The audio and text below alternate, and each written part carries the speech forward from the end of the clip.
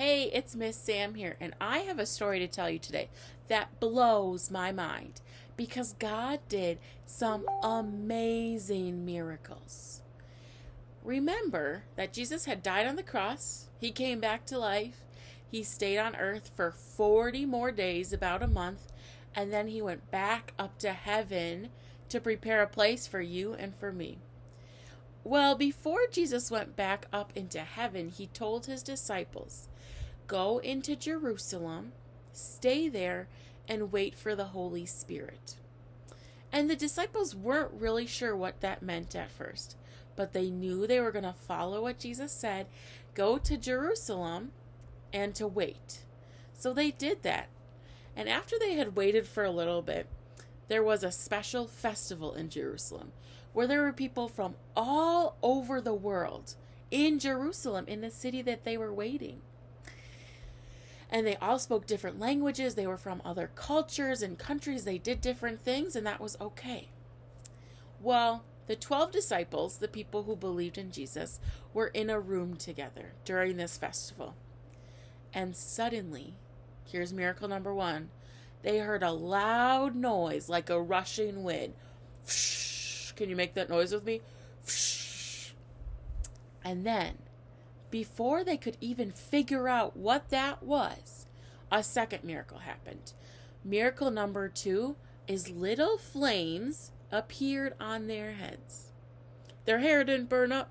Their hats didn't burn up. It wasn't some sort of goofy costume. It was real flames on their heads. And then they realized that this is what Jesus was talking about. The Holy Spirit was coming to them and filling them up so that they could tell others about Jesus. Well, I haven't even said miracle number 3 yet.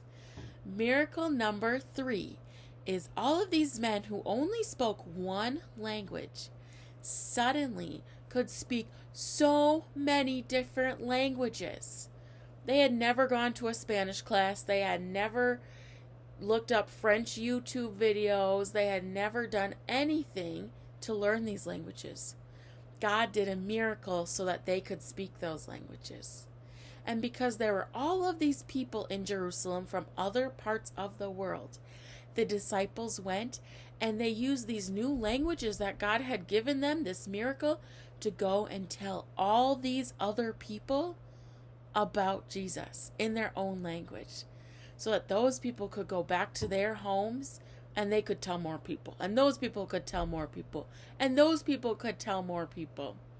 It was an awesome day. We call that day Pentecost because they told so many people about the good news of Jesus. This story reminds us that not only did the Holy Spirit come to those disciples back in the day, they also came to us.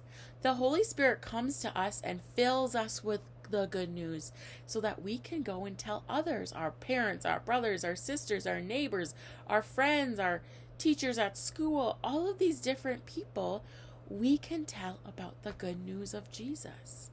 That is a job that God gives us, and I know that we can all do it. I know that it doesn't take a lot to say, God made a beautiful day today. The weather's so nice. And you don't have to be super brave to say, well, I hurt my leg, but I know God will make it feel better.